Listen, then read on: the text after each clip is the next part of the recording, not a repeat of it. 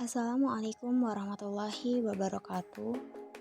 Saya Leoni Indraswari Putri, NIM H04200041, praktikan penyuluhan pertanian kelas PKPA angkatan 2020, akan menyampaikan video penyuluhan tentang deteksi dini serangan hama warna batang coklat atau WBC di kelompok tani Giri Mulia, Desa Giriroto, Kecamatan Ngemplak, Kabupaten Boyolali.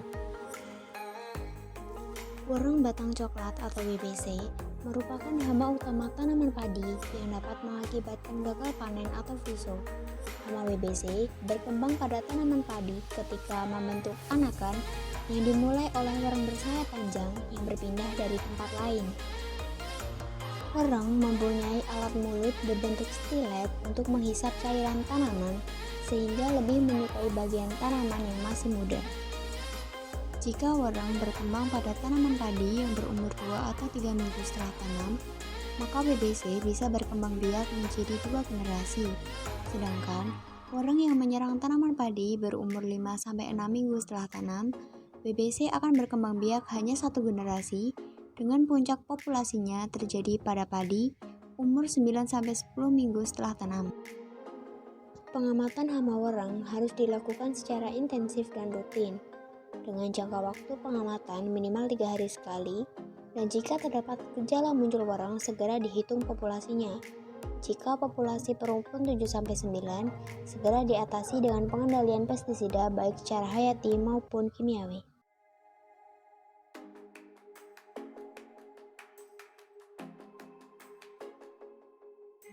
Baik, Assalamualaikum warahmatullahi wabarakatuh. Waalaikumsalam warahmatullahi wabarakatuh. Selamat siang ibu-ibu sekalian. Perkenalkan, nama saya Leoni Indraswari Putri, mahasiswa penyuluhan dan komunikasi pertanian dari Universitas 11 Maret.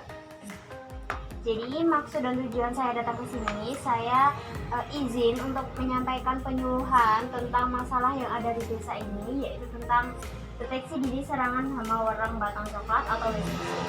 Sebelum materi saya mulai, saya akan membagikan skriptan atau materi yang sudah saya buat kepada ibu-ibu sekalian.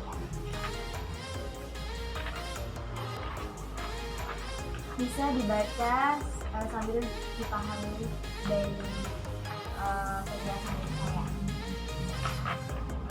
WBC merupakan hama utama yang sangat ditakuti para petani padi karena bisa mengakibatkan gagal panen atau yang dinamakan fuso.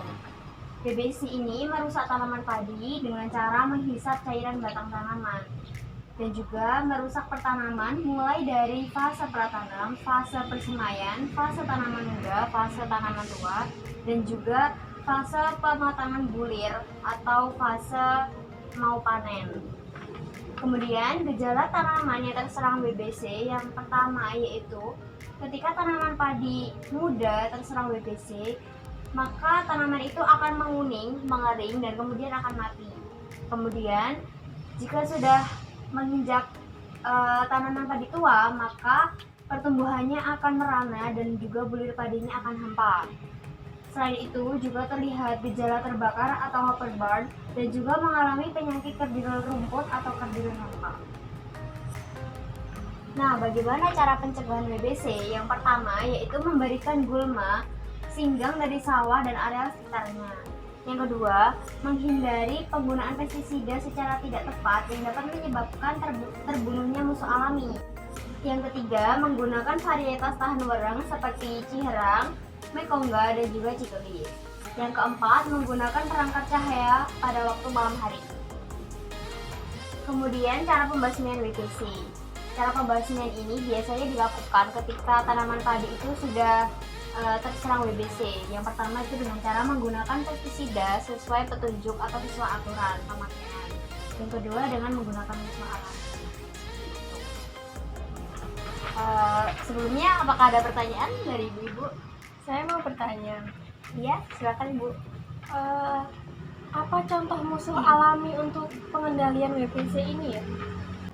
Iya, jadi contoh musuh alami untuk pengendalian atau pembasmian WBC ini yaitu seperti kumbang, kepik, dan juga laba-laba. Apakah ada pertanyaan lagi? Sudah.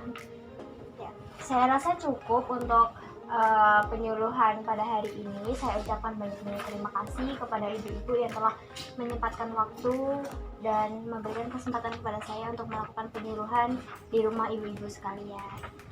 Dan saya tutup. Akhirul kalam, wassalamualaikum warahmatullahi wabarakatuh. Waalaikumsalam warahmatullahi wabarakatuh. Terima kasih Bu. Dari cuplikan video penyuluhan, terdapat salah satu pertanyaan dari peserta penyuluhan, yaitu apa saja contoh musuh alami yang digunakan untuk mengendalikan hama BBC. Jadi, pengendalian hama BBC dapat menggunakan musuh alami seperti laba-laba, kepik, capung, dan kumbang. Penggunaan musuh alami merupakan tindakan-tindakan untuk mengurangi tingkat pencemaran yang disebabkan oleh pestisida sintetik. Selain itu, pengendalian hama akan lebih efisien, berkelanjutan, tidak mengganggu dan merusak keragaman hayati. Maka dari itu, jangan menyemprotkan insektisida jika tidak diperlukan, karena dapat memusnahkan musuh alami BBC.